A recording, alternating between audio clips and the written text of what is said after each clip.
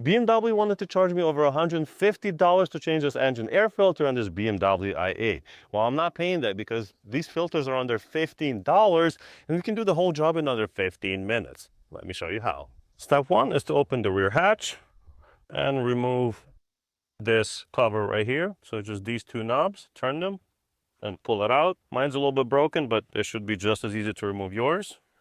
Remove this insulation, and now you're gonna have to remove these bolts right here. Mine are pretty loose, but in case somebody tightened yours way too hard, you're gonna need a size 5 hex socket like this. These are super common, and if not, you can get a whole set on Amazon for under 10 bucks. So you're just gonna remove all of these. And now we can remove this metal plate.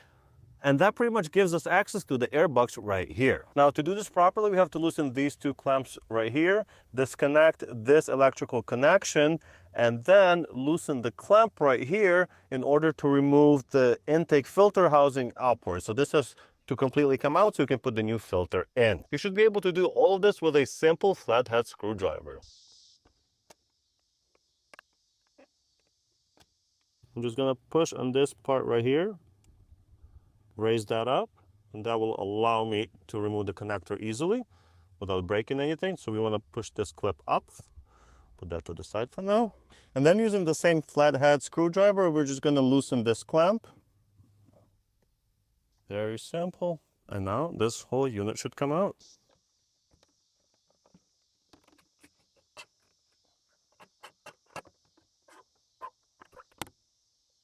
Just like that. Look at this dirty filter.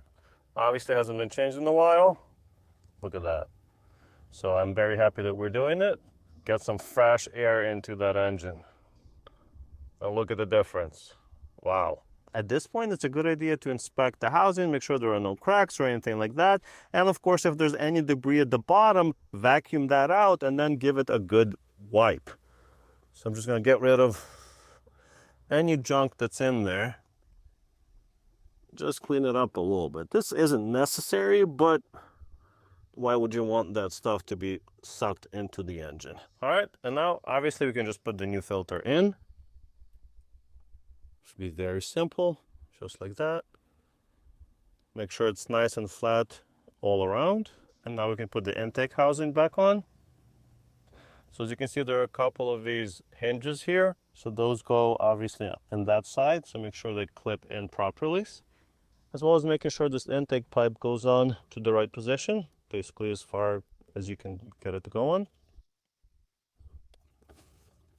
You have to push it down a bit in order to get the clip on, but it goes on. I'll put this connector back and tighten the clamp.